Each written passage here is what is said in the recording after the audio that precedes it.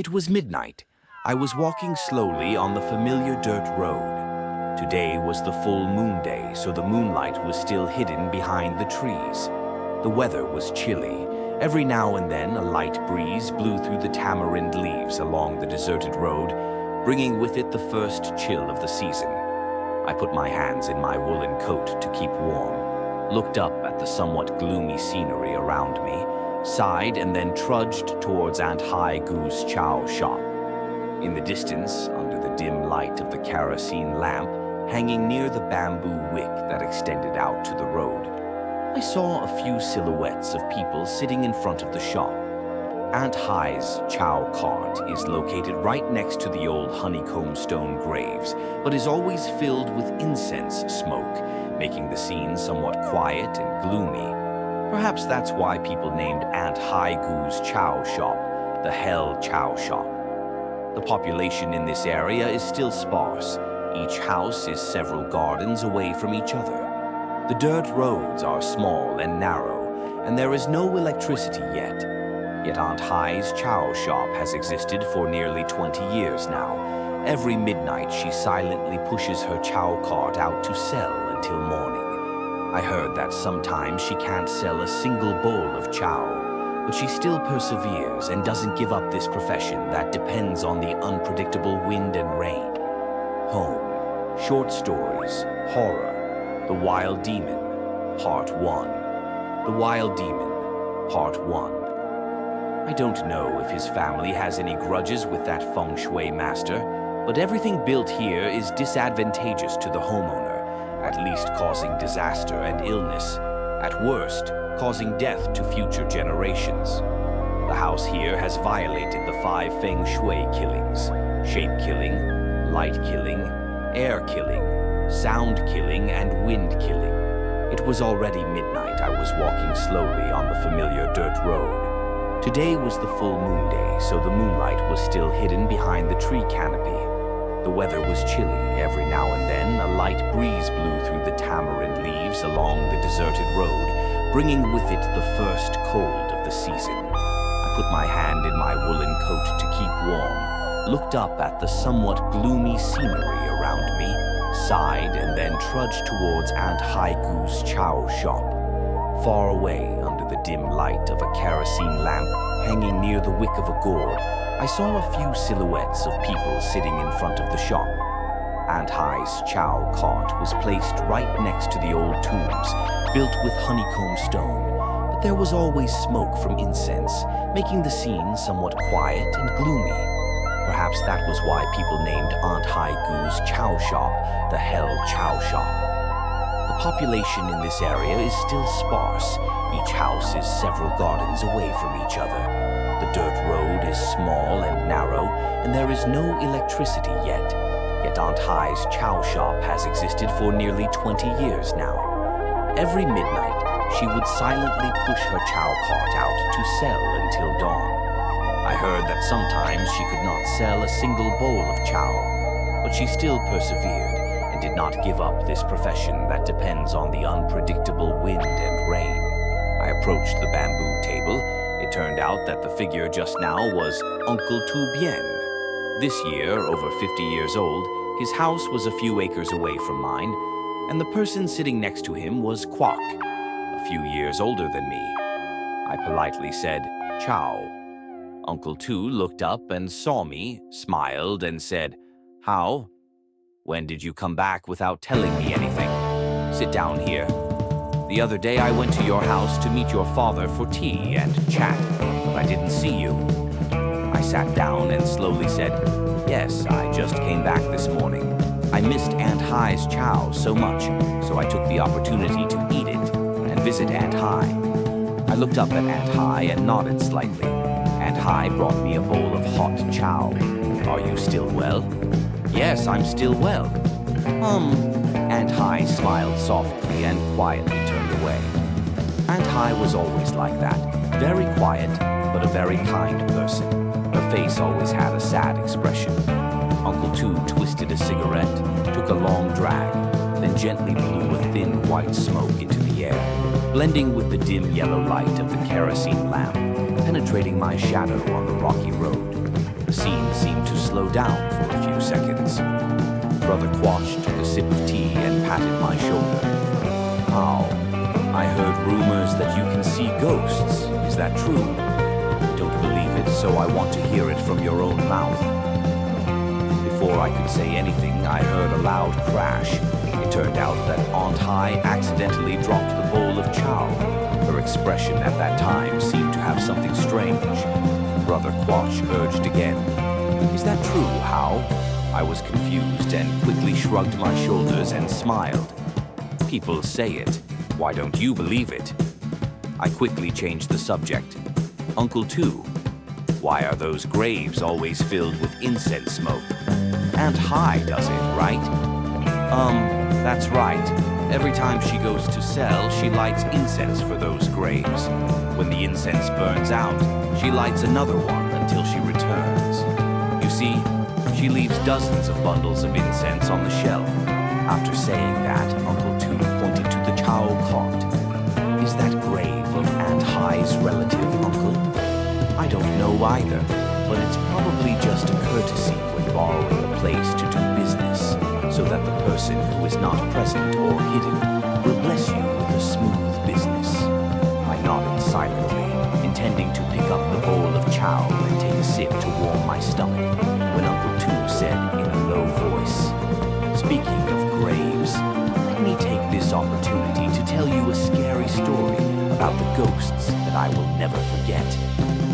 At that moment, a cool breeze blew past us. The leaves rustled as if adding to the mystery of Uncle Tu's story.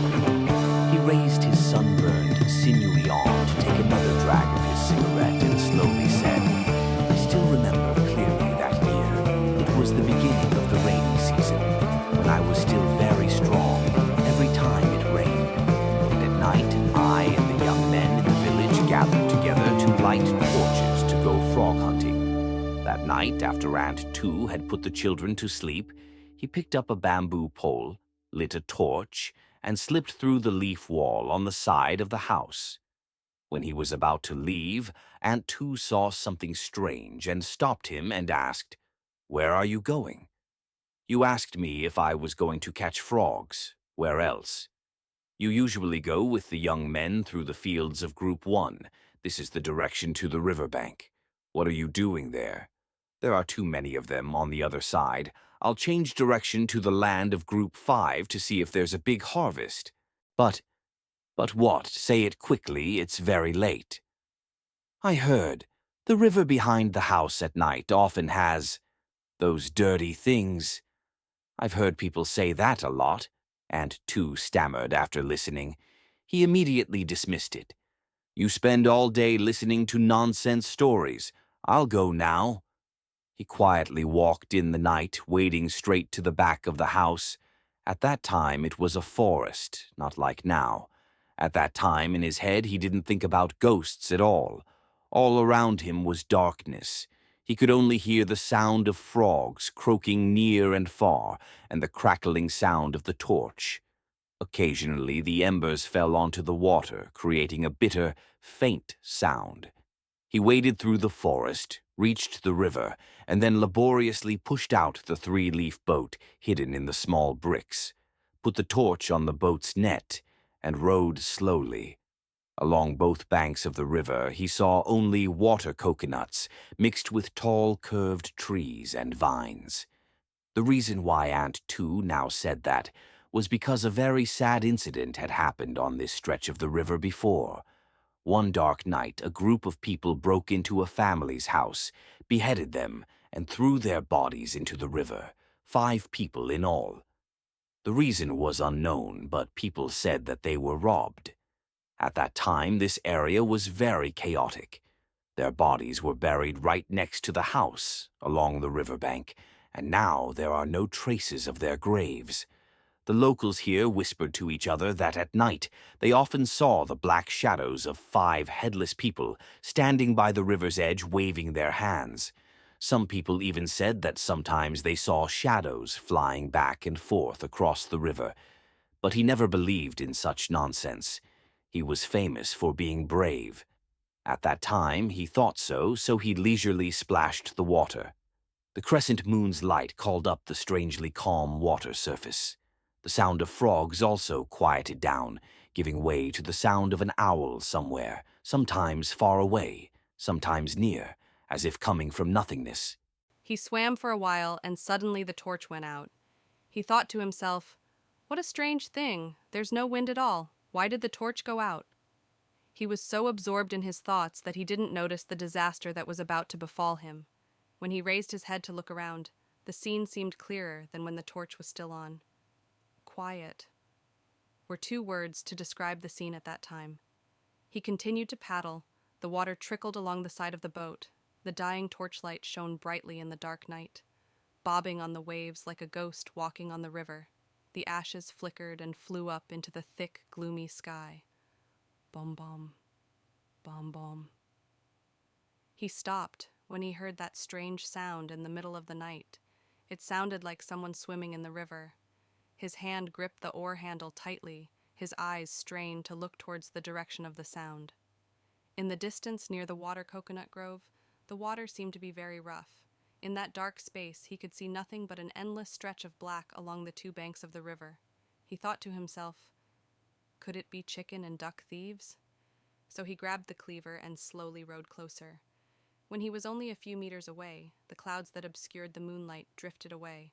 The weak light shone down on the river, revealing a terrifying sight before him. A pale, wet face was grinning happily. Its body was bruised and purple, and on its neck there was a line that kept opening and closing, looking very gruesome. He opened his mouth wide, dropped the cleaver in his hand, and almost lost his composure and fell into the river. Its sly gaze looked at him as if an electric current was running from its spine to its neck. Before he could regain his composure, it suddenly rushed to the shore, ran to the base of the crab with a lush tree canopy extending into the middle of the river. It climbed up quickly to that branch. Then it sat perched like a monkey. After a while, it hung itself and crawled back and forth on the branch, laughing loudly as if resentful, echoing in all directions. The owl nearby also flapped its wings and flew away. At this point, he no longer dared to look up. It took him a long time to regain his composure. His hand holding the oar was shaking like a person with malaria. He tried to climb up quickly, but for some reason the boat only moved little by little, little by little. What was even more terrifying was that when the bow of the boat had just reached that branch, suddenly a human head fell onto the bow of the boat, still with that sharp, ghostly gaze, still with that scary, cackling voice. The head bounced up and fell into the river. He could not restrain himself any longer, so he swung his oars to turn the boat around, using all his strength to swim as fast as he could towards home. He did not dare to look back, nor did he dare to make a sound, but his throat kept hissing from time to time because of fear. But it was not over yet. When he turned the boat to run away, he heard something falling from above behind him. With a loud splash, he had a premonition that something bad was about to happen. Indeed, behind him there was the sound of rushing water coming towards him. He hiccuped several times and then dove headfirst into the boat. Suddenly, from the bottom of the boat, there was a loud and continuous splashing sound. Then a bony arm reached out from under the water and grabbed the boat's web near his feet. In panic, he immediately grabbed the knife under the boat's trough and chopped repeatedly at those fingers. Then he jumped into the river and swam straight to the shore. He pulled his legs together and ran as fast as he could. Several bushes broke underfoot. After running straight home, he fell to the ground, gasping for breath like a dying man. Aunt Tu was startled and cried out in fear that he had a stroke. The next morning, he gradually regained consciousness and told Aunt Tu everything. Her face was bloodless. She hurriedly invited a traditional medicine doctor to treat him, and then invited a shaman to perform a ritual. He himself lay paralyzed in bed for a whole week before he could sit up. From then on, he never dared to cross that river at night. When he went to look for frogs, he went with many people. It was only later that he heard Aunt Tu tell him that Mr. Nam was indeed very talented. Hearing Uncle Tu Bien tell this story, I quickly interrupted. "Which teacher Nam, uncle?" "Teacher Nam lives in the lotus pond. You should ask your father, he probably knows. He is very famous. But his way of doing things is a bit strange. I mumbled to get over it. Then Uncle Tu Bien continued the story. Your Aunt Tu had to go all the way to the Lotus Pond to invite him back. That day he asked your Aunt Tu to buy a pig's head and some other miscellaneous gifts, then waited until nightfall and he rowed a boat out to the river, alone. He told her not to let anyone follow him or go near that place. After a few hours he returned and only said to your Aunt Tu one sentence, "Everything is fine, it's okay," then calmly took his bag of tools and left in the dark. The next morning he was able to sit up. After hearing the story, Mr. Quock slapped his thigh loudly. "Wow! Wow! This teacher Nam seems to be quite skilled, Uncle Tu." Looking at Mr. Quoch's admiring expression, I almost burst out laughing but tried to hold it back. If Mr. Nam wasn't so skilled, I would be on the altar enjoying the smoke with my ancestors by now. I wouldn't be sitting here telling you stories of the past. Mr. Quoch scratched his head and laughed, then lightly hit his hand on the bamboo table and said happily, "Uncle Tu, while we're in a good mood and Hao is back, let's have a few glasses of wine to warm up and sit down and tell ghost stories. If you think it's okay, I'll call Aunt Hai to bring out wine and snacks. Today, I'll treat you. And next, I'd like to contribute a strange story that I've experienced. What do you think?" As if he was just waiting for that, Mr. Tu laughed heartily and turned to me. "What do you think, Hao?" I hesitantly replied, "Yes. I can't drink very well. Why don't you and I just drink and sit around? You having a few drinks won't kill any Westerner or Frenchman.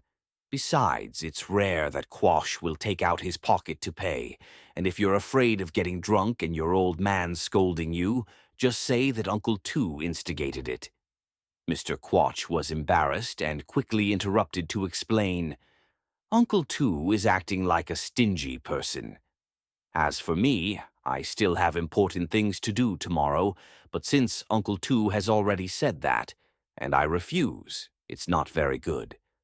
After thinking for a while, having a few drinks with Uncle, and you probably wouldn't be too bad, so I agreed. Mr. Quoch hurriedly urged Aunt Hai to prepare the food, and then brought it out himself. "The wine and meat are ready. Now let's fight, Uncle Tu." Mr. Quo Hao excitedly started the conversation about the underworld. He poured a full glass of wine and gave it to Uncle Tu. "You start the knife first, Uncle Tu." Uncle Tu raised the glass of wine to his mouth to drink, but I quickly stopped him. "Wait, Uncle Tu, can you lend me a glass of wine? You want to drink first to warm your stomach. Here, do it first." I said nothing, reached out to take the glass of wine, then stood up and went to Aunt Hai's stall to ask for some incense sticks. Everyone was still bewildered. I lit the incense until the smoke was billowing into the air. I went to the small shrine of the earth, God located under the myrtle tree, lit 3 incense sticks for the shrine, then returned to my seat. I continued to stick 3 incense sticks into the bamboo chair next to me, then raised the glass of wine and mumbled a prayer. On the 15th day of the lunar month, the door opens, souls return, spirits pass. If you are lingering here, please come in and have a few cups of wine. We sat and talked aimlessly. Just listen. Don't touch. If you like it, don't tease. If you are angry, don't be reckless. Remember, to the west is the earth god. To the east is the white tiger. Please pay respects to this glass. Soul returns, spirit passes. After praying, I poured the glass of wine around the chair in an arc. Then I looked up and saw everyone staring at me. But Mr. Quoch's face was as pale as a banana leaf. He stammered, "What are you doing, Hao? Could it be? Can you really see ghosts? Could it be? Could it be? Have you seen those things wandering around here? Don't scare me." Uncle Tu also continued, "What were you praying for just now, Hao?" I was confused and quickly waved my hand to explain. Yes, yes, it's not like what everyone thinks, because I heard the ancients teach that when eating and drinking, you must look before and after, whether you are alive or dead. As for that prayer, I just recited it casually. Everyone don't care. Mr. Quatch breathed a sigh of relief. End of episode 1. Thanks for watching. Don't forget to like and subscribe so you don't miss out on the next adventures.